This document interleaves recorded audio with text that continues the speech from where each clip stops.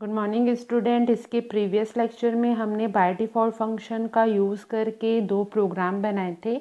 एक प्रोग्राम था आपका एडिशन का और दूसरा प्रोग्राम मैंने आप लोगों को फैक्टोरियल नंबर का बताया था।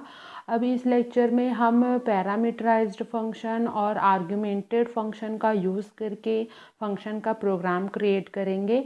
तो जैसे मैंने आप लोगों को पहले ही बताया है कि पैरामीटर फंक्शन वे फंक्शन होते हैं जिनमें हम कोई आर्ग्यूमेंट या वेरिएबल डालते हैं। अभी तक हम लोग जब फंक्शन का प्रोग्राम बना रहे थे तो उसमें हम डिफ़ॉल्ट फंक्शन ही यूज़ कर रहे थे। डिफ़ॉल्ट फंक्शन के पैरेंथेसिस ब्लॉक में कोई भी वेरिएबल और आर्ग्यूमेंट मौजूद नहीं था, लेकिन अब इस लेक्चर में इस प्रोग्राम में हमारे पास हमारे फंक्शन के पैरेंथेसिस ब्लॉक में कोई ना कोई वेरिएबल और कोई ना कोई आर्ग्यूमेंट होगा। तो जब हम अपने उन पैरेंथेसिस में लिस्ट ऑफ द आर्ग्यूमेंट और list of the parameters, parameter it means it is a variable जो हमको फंक्शंस के ब्लॉक के साथ यूज़ करने हैं, तो हम उनका यूज़ यहाँ पर करेंगे। तो उन्हें पैरामीटर या आर्ग्यूमेंट कहते हैं। ये दोनों कोई बहुत ही टफेस्ट वर्ड नहीं है। पैरामीटर का भी मतलब हमारे वेरिएबल से रिलेटेड होता है जो हम फंक्शंस के साथ यूज़ करने वाले हैं, और आर्ग्यूमेंट का मतलब भी यहाँ पर वेरिएबल ही होता है जो हम फंक्शंस के साथ यूज़ करने वाले हैं। ये दो तरीक़ों से इन्हें रिकॉर्गनाइज़ किया जाता है, या तो वो पैरामीटर बोलेंगे या तो फिर वो आर्ग्यूमेंट बोलेंगे। तो मैं यहाँ आप लोगों को इन फंक्शंस के ऊपर कैसे हम फंक्शन का पैरामीटर और आर्ग्यूमेंट फंक्शन का यूज़ करके कैसे हम कोई भी प्रॉब्लम को सॉल्व कर सकते हैं बाय द फंक्शन, ये हम सीखेंगे। मैं आप लोगों को यहाँ पर एकदम बेसिक प्रोग्राम बता रही हूँ। हम यहाँ पर एडिशन करने का प्रोग्राम लिखेंगे। Write a program for addition of two number using parameterized function।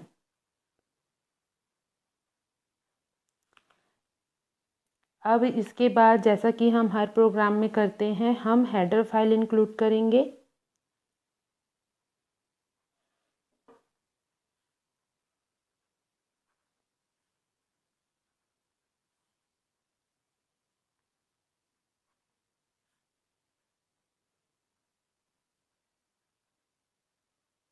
फिर उसके बाद हमारे नेक्स्ट लाइन होगी फंक्शन को डिक्लेयर करने की। तो इंटीजर हमारे फंक्शन का नाम हम दे देते हैं addition, add, then parenthesis block, और इन पैरेंथेसिस ब्लॉक पर अब हम डाल रहे हैं पैरामीटर्स। देखिए यहाँ पर ध्यान देने वाली बात है आप लोगों के लिए कि जब हम पैरामीटर इस पर इंक्लूड करेंगे, मैंने आप लोगों को पहले ही कहा है कि जब हम फंक्शन के पैरेंथेसिस ब्लॉक पे वेरिएबल डालते हैं तो उन्हें हम पैरामीटराइज फंक्शन कहते हैं। यहाँ पे मैंने ऐड नाम का एक फंक्शन बनाया है जो इंटीजर वैल्यू ही रिटर्न करेगा। मैंने आप लोगों को बताया है रिटर्न करने का क्या मतलब होता है। और उसके साथ हमारे पैरेंथेसिस ब्लॉक पर दो डेटा टाइप मैंने डाल दिए हैं, और ये दोनों डेटा टाइप हमारे इंटीजर हैं। ये हमारे इंटीजर डेटा टाइप ये बताएंगे कि हमारे पास कितने नंबर ऑफ आर्ग्यूमेंट हम डाल रहे हैं। जैसे मुझे एडिशन करना है तो मुझे एडिशन करते समय दो वेरिएबल की ज़रूरत होगी, तो मैंने यहाँ पर दो वेरिएबल के डेटा टाइप्स को डिक्लेयर किया है। एक फर्स्ट वेरिएबल का डेटा टाइप वो इंटीजर है, दूसरे वेरिएबल का भी डेटा टाइप क्या है, इंटीजर है। ये हमारा क्या है, फंक्शन डिक्लेरेशन वाला पोर्शन है।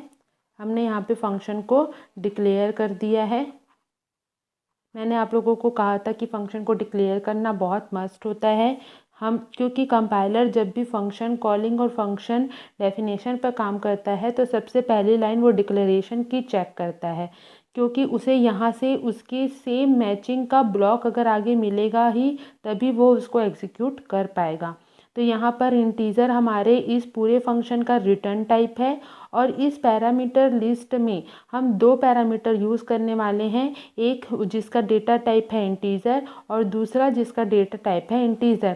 क्योंकि मेरे पास दो वेरिएबल की ज़रूरत थी, मुझे हमारे प्रोग्राम पर डिपेंड करेगा ये कि हमें कितने list of argument in parenthesis block पर रखना है। मुझे एडिशन करते समय दो वेरिएबल की ज़रूरत पड़ेगी, तो मेरे पास यहाँ पर दो वेरिएबल्स के डेटा टाइप हैं। अब इनको डिक्लेयर करने के बाद हम आगे नॉर्मल वही प्रोग्राम लिखेंगे। हमारा नेक्स्ट लाइन होगा आपका वॉइड मेन का, देन ब्रैकेट ओपन। इसके बाद हम फंक्शंस को कॉल करेंगे, उसके बाद हम फंक्शन को डिफ़ाइन करेंगे। तो यहाँ पर जैसे मैंने यहाँ पर पहले ही डिक्लेयर कर दिया है कि मेरे पास दो वेरिएबल होंगे, तो उन दो वेरिएबल की लिस्ट को हम, क्योंकि हम वेरिएबल यूज़ कर रहे हैं तो हमको वेरिएबल के लिए वैल्यू भी लेना होगा। तो उस वेरिएबल की वैल्यू को हम चाहे तो वॉइड मेन में भी ले सकते हैं, चाहे तो फंक्शन को डिफाइन करते समय भी ले सकते हैं। तो मैं इन वेरिएबल को यहीं पर डिक्लेयर कर रही हूँ।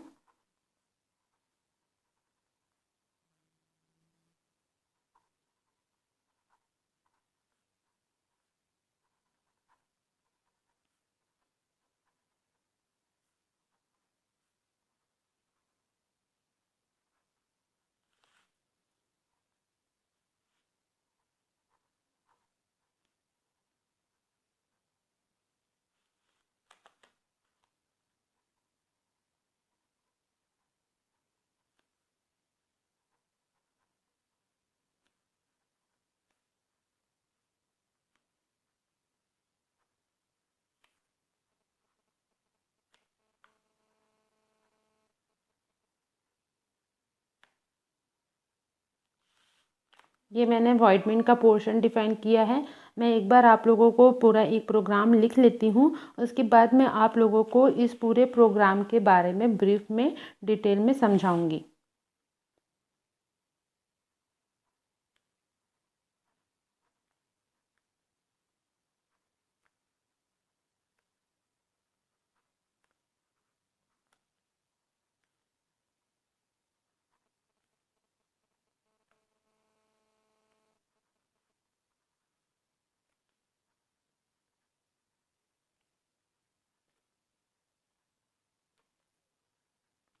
देखिए, ये हमारा एक पैरामीटराइज्ड फंक्शन का प्रोग्राम है जिसको मैंने पैरामीटर आर्गुमेंटेड लिस्ट का यूज़ करके बनाया है। और इसमें हमने दो वेरिएबल दिए हैं एडिशन के लिए। यहाँ पर मैं आप लोगों को इसको एक बार और स्टार्टिंग से समझा देती हूँ। देखिए, हम लोगों ने सबसे पहले क्या किया है, हेडर फाइल इंक्लूड करी है, उसके बाद हमने फंक्शन को डिक्लेयर किया है, देन ये फंक्शन कॉलिंग है,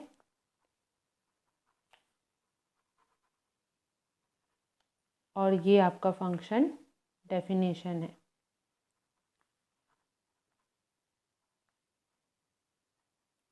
जैसे ही मैंने फंक्शन को यहाँ पर डिक्लेयर किया है, तो मैंने आप लोग को बताया है कि हमको डिक्लेयर करते समय ही आर्गुमेंटेड लिस्ट देनी होगी। तो हमारे पास यहाँ पर मुझे इन फंक्शंस के साथ दो वेरिएबल यूज़ करने थे, क्योंकि मेरा प्रोग्राम एडिशन का है, तो मैंने यहाँ पे दो वेरिएबल डिक्लेयर किए हैं। देन मैंने एक फ़ंक्शन जो हमारा मेन फंक्शन है, वॉइड मेन फंक्शन बनाया है, उसमें मैंने तीन वेरिएबल लिए हैं। ये तीन वेरिएबल हमारे इन तीनों वेरिएबल ब्लॉक को, हमारे पास देखिए यहाँ पर दो ब्लॉक है, एक वॉइड मेन का ब्लॉक है और एक आपके यूज़र डिफाइंड ब्लॉक है। तो हमने पहले भी देखा है कि हमारे पास दो तरीके के वेरिएबल होते हैं, local variable and the global variable. हम जब भी किसी ब्लॉक में जो वेरिएबल डिक्लेयर किए जाते हैं वो उन ब्लॉक के लोकल वेरिएबल कहलाते हैं। जैसे कि यहाँ पर हम लोगों ने डिक्लेयर किया हुआ है A, B एंड C, ये तीनों जो है वो लोकल वेरिएबल है इस वॉइड मेन ब्लॉक के। और यहाँ पर मैंने डिक्लेयर किया हुआ है इंटीजर Z, तो ये इस ब्लॉक का लोकल वेरिएबल है। अब इन दोनों ब्लॉक के बीच में किस तरीके से रिलेशन बन रहा है, इसके बारे में मैं आप लोगों को बताऊंगी। देखिए यहाँ पर मैंने 3 वेरिएबल डिक्लेयर किए हैं, ए, बी और सी। इन तीनों वेरिएबल को बोला जाता है एक्चुअल वेरिएबल। एक्चुअल वेरिएबल का मतलब वे वेरिएबल जो जिसके थ्रू हम डेटा इनपुट को हैंडल करेंगे, डेटा इनपुट को एंटर करेंगे। तो ये हमारे रियल आर्ग्यूमेंट्स या बोलना चाहिए एक्चुअल आर्ग्यूमेंट्स बनते हैं। इन्हें रियल आर्ग्यूमेंट, एक्चुअल वेरिएबल या एक्चुअल आर्ग्यूमेंट या रियल वेरिएबल कहते हैं। वे वेरिएबल जो कि डायरेक्ट यूज़र जिनका यूज़ करके अपने जो भी प्रॉब्लम को वो सॉल्व कर रहा है उसके लिए डाटा स्टोर करेगा। क्योंकि मेरा यहाँ एडिशन का प्रोग्राम है तो मेरे पास 3 वेरिएबल होंगे। एक वेरिएबल जो कि पहली वैल्यू को कंटेन करेगा, दूसरा वेरिएबल है बी जो कि दूसरी वैल्यू को कंटेन करेगा, और तीसरा वेरिएबल है सी जो कि क्या करेगा, आफ्टर एडिशन उस वेरिएबल दो ए और बी जब प्लस होंगे तो उनके लिए जो स्टोरिंग वेरिएबल है वो क्या बनेगा, सी। अब इन्हें इस ब्लॉक में एक्चुअल वेरिएबल इसलिए बोला जा रहा है क्योंकि देखिए मैंने नेक्स्ट स्टेटमेंट वेरिएबल डिक्लेयर करने के बाद नेक्स्ट स्टेटमेंट आपका किसका लिखा है, मैंने प्रिंट एफ का। इस नेक्स्ट स्टेटमेंट में हम यहाँ पर वैल्यू एंटर कर रहे हैं। सॉरी, यहाँ पे एक लाइन में लिखा है मैंने, scanf %d then %d address of a and address of b. ये लाइन में से भुला गया था, सॉरी। इस लाइन के बाद हम क्या कर रहे हैं, इस लाइन के थ्रू हम रियल आर्ग्यूमेंट्स का यूज़ करके वेरिएबल ए और वेरिएबल बी के लिए रियल डाटा यहाँ पर स्टोर कर रहे हैं। और जैसे ही ये डाटा इन वेरिएबल पर आकर स्टोर हो रहा है उनके बाद हम इन डाटा का मतलब इन वेरिएबल का यूज़ फंक्शन कॉलिंग पे कर रहे हैं। देखिए यहाँ पे मैंने एक लाइन लिखा हुआ है, सी इज़ इक्वल्स टू एडिशन, जो कि हमारा ऐड नाम का जो फंक्शन हमने डिक्लेयर किया था, एडिशन ऑफ पैरेंथेसिस ब्लॉक में मैंने डाला है वेरिएबल ए कॉमा वेरिएबल बी। ये ए और बी यही एक्चुअल आर्ग्यूमेंट है जिस पर मैंने हम लोगों ने अभी डेटा इनपुट किया है, रियल डेटा इनपुट किया है जिनके थ्रू हम एडिशन परफॉर्म करेंगे। इन दोनों वेरिएबल्स के थ्रू जो वेरिएबल में जब वैल्यू के थ्रू हम फंक्शन को कॉल करेंगे और जैसे ही फंक्शन कॉल होगा हमारा रिटर्न ब्लॉक का ये कंट्रोल जो है वो वापस से कहाँ चला जाएगा, हमारे फंक्शन डेफिनेशन पे। एक बार मैं आप लोगों को और बता देती हूँ, हम अपने इस ब्लॉक में real argument, real actual argument से डील करते हैं। जो हमारा फर्स्ट फंक्शन है वॉइड मेन का, हम उस पर रियल आर्ग्यूमेंट पर डील करते हैं। इसके लिए हमारा प्रोग्राम है एडिशन का जिसके लिए हमको 3 वेरिएबल चाहिए। तो 3 वेरिएबल जिसमें पहला वेरिएबल फर्स्ट वैल्यू कंटेन करेगा, दूसरा दूसरी कंटेन करेगा और तीसरा उन दोनों के सम को स्टोर करेगा। आफ्टर वैल्यू एंटर करवाना, ये हमारा एंटर स्टेटमेंट है, रिटर्न स्टेटमेंट है। उसके बाद जैसे ही वैल्यू हमारे ए और बी में जाके स्टोर हो रही है उन मेमोरी लोकेशन में, हम उनकी उन वैल्यूज़ के साथ फंक्शन को, अपने यूज़र डिफाइंड पैरामीटराइज फंक्शन को कॉल कर रहे हैं। अब इस लाइन को और इस लाइन को देखिए, मैंने यहाँ पर पहले ही बोला था कि हम पहले से ही डिक्लेयर कर देते हैं कि हमारे पास कितने नंबर ऑफ़ आर्ग्यूमेंट्स होंगे। तो मैंने यहाँ पे 2 लिया था, दोनों का डेटा टाइप भी बता दिया था, इंटीजर एंड इंटीजर। और यहाँ पे देखिए हम जब लिस्ट में मतलब जब हम फंक्शन को कॉल कर रहे हैं, जब हम फंक्शन को आगे एग्जीक्यूशन के लिए कॉल कर रहे हैं, स्टार्टअप दे रहे हैं, इन्वोक कर रहे हैं, तो वो लिस्ट ऑफ आर्ग्यूमेंट मुझे यहाँ पर पास करने ज़रूरी हैं। और ये ही हमारे एक्चुअल आर्ग्यूमेंट्स होते हैं जो वेरिएबल की वैल्यू को स्टोर करके रखते हैं। इन वैल्यूज़ के साथ हम इसे कॉल करते हैं और जैसे ही ये कॉल होता है हमारा सी का जो कंट्रोल है वो आपके फंक्शन डेफिनेशन ब्लॉक पर आ जाएगा। अब इन एक्चुअल आर्ग्यूमेंट्स की एक कॉपी, एक जेरोक्स, ध्यान दीजिएगा यहाँ पर एक जेरोक्स यहाँ आएगी। मतलब ए के एड्रेस पर रखी हुई जो वैल्यू है वो यहाँ वहाँ से उसकी एक कॉपी यहाँ आएगी। कहाँ पर? आपके एक्स पर। और दूसरी कॉपी जो बी की है वो कहाँ आएगी? आपके वाई पर। यहाँ पर देखिए मैंने एड्रेस ऑपरेटर लिखा है, उनके एड्रेस पर आकर यहाँ पर इनकी इन 2 वैल्यूज़ आएंगी। ये दोनों वैल्यूज़ वो वैल्यू होंगी जो ए और बी के पास होंगी। तो इन वेरिएबल्स को x और ये y, इन दोनों वेरिएबल को बोला जाता है टेम्पररी वेरिएबल। टेम्पररी वेरिएबल या डुप्लीकेट वेरिएबल या टेम्पररी आर्ग्यूमेंट, डुप्लीकेट आर्ग्यूमेंट।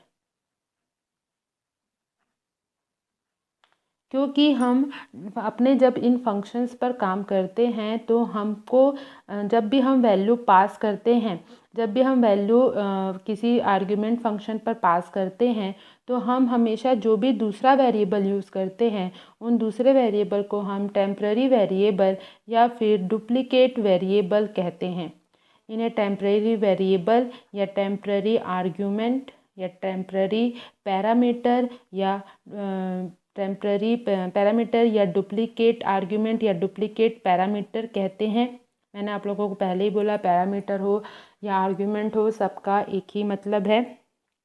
तो एक्चुअल आर्ग्यूमेंट्स की कॉपी टेम्पररी आर्ग्यूमेंट्स में आके स्टोर होती हैं। इसका मतलब है अगर मैंने यहाँ पर वेरिएबल में की वैल्यू a में 5 पास किया है, तो एक्चुअल आर्ग्यूमेंट से वो उसकी एक जेरोक्स, एक डुप्लीकेट वैल्यू x में आके स्टोर होगी, और वैसे ही टेम्पररी आर्ग्यूमेंट y में b की एक जेरोक्स आके यहाँ पर स्टोर होगी। उसके बाद आपका नेक्स्ट लाइन है, ये जैसे ही यहाँ पर स्टोर होगी कंपाइलर आगे बढ़ेगा। कंपाइलर आगे देखिएगा हमने एक फंक्शन को डिक्लेयर किया है, क्योंकि हम लोगों ने पहले ब्लॉक पर अभी सिर्फ और सिर्फ वैल्यू एंटर किया है और फंक्शन को कॉल किया है, और जो ऑपरेशन है वो हमारा फंक्शन परफॉर्म कर रहा है, हमारा यूज़र डिफाइंड फंक्शन एडिशन, जो कि एक पैरामीटराइज फंक्शन है। तो ए और बी की वैल्यू के साथ कॉल होकर हमारे फंक्शन डेफिनेशन ब्लॉक पर आएगा। उसके बाद हमको एक वेरिएबल डिक्लेयर किया है मैंने, इंटीजर जेड।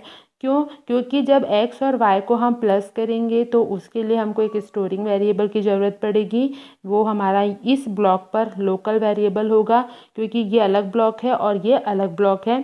इस ब्लॉक पर जैसे ही हमारा कंपाइलर ट्रांसफ़र होगा तो वो सिर्फ इसी ब्लॉक को एग्जीक्यूट करेगा। जैसे ही x और y की वैल्यू के साथ ये कॉल के साथ यहाँ आएगा, उसके बाद x और y को प्लस करने के बाद जेड पर लाके स्टोर कर देगा, और उसके बाद वापस से इस स्टेटमेंट को पढ़ते हुए हमारा कंपाइलर वापस से इसी जगह, हमारे फंक्शन कॉलिंग की जगह जहाँ से हम कॉल होकर वापस यहाँ डेफिनेशन में आए थे, वापस वहाँ पर रिटर्न हो जाएंगे। देखिए जैसे इस लाइन में क्या लिखा है, ये हमारी वैल्यू आई, हमने प्लस किया। मान लीजिए मेरी वैल्यू है यहाँ पर 5, मैंने रियल आर्ग्यूमेंट में 5 और 5 दिया है, तो इसकी एक जेरोक्स यहाँ आ रही है 5 और 5। जैसे ही ये जेरोक्स यहाँ आएगी वो वैल्यू यहाँ आएगी, प्लस होगा। हमारे पास 5 और 5 प्लस होने के बाद क्या हो जाएगा 10। और रिटर्न स्टेटमेंट एक रिटर्न प्री डिफाइंड फंक्शन होता है, जो कि वैल्यूज़ को जिस भी ब्लॉक में वापस भेजना होता है, जिस भी ब्लॉक में वापस देना होता है, उसका काम करता है। ये भी एक प्री डिफाइंड फंक्शन है। और रिटर्न के अंदर पैरेंथेसिस ब्लॉक पे, क्योंकि मेरे को जेड के वैल्यू को वापस उसी कंट्रोल ब्लॉक में भेजना था जहाँ से वो आया था, तो मैंने जैसे ही रिटर्न ऑफ अ जेड लिखा है, हमारा सी का कंपाइलर का जो कंट्रोल है वो वापस से उसी जगह पे चला जाएगा जहाँ से हमने फंक्शन को कॉल किया था। और यहाँ पर अब जो वैल्यू आएगी वो टोटल कैलकुलेटेड वैल्यू आएगी, और वो आकर यहाँ पर सी पे स्टोर हो जाएगी। मतलब हम रिटर्न क्या कर रहे हैं यहाँ पर जेड, और जेड में क्या रखा हुआ है 10। तो 10 की वैल्यू, जो 10 वैल्यू है वो वापस से ब्लॉक में जाएगी उस कंट्रोल ब्लॉक पे जहाँ पर उसका नेक्स्ट प्रिंटिंग स्टेटमेंट या नेक्स्ट स्टेटमेंट एग्जीक्यूशन स्टेटमेंट लिखा हुआ है। तो यहाँ पर जैसे ही रिटर्न जेड होगा, रिटर्न जेड होने के बाद वो वैल्यू आकर सी में स्टोर होगी, और सी की वैल्यू को यहाँ पर मैंने प्रिंट करने के लिए स्टेटमेंट लिखा है, जिसके थ्रू सी की वैल्यू क्या हो जाएगी, प्रिंट हो जाएगी। देन गेट सी एच, और ये कर्ली क्लोज, हमारा वॉइड में इनकी कर्ली क्लोज, और हमारा प्रोग्राम का एग्जीक्यूशन पूरा कंप्लीट हो जाएगा। तो ये था हमारा पैरामीटराइज फंक्शन, जिसका यूज़ करके हम पैरामीटर्स के थ्रू, आर्ग्यूमेंट्स के थ्रू अपने एक फंक्शन का प्रोग्राम क्रिएट कर सकते हैं। आप लोगों को आशा करती हूँ मैं कि आप लोगों को समझ में आया होगा, और आप लोग इसका एक स्क्रीनशॉट ले लीजिए ताकि आप लोगों को आगे इसको समझने में प्रॉब्लम नहीं होगी। Okay, thank you student.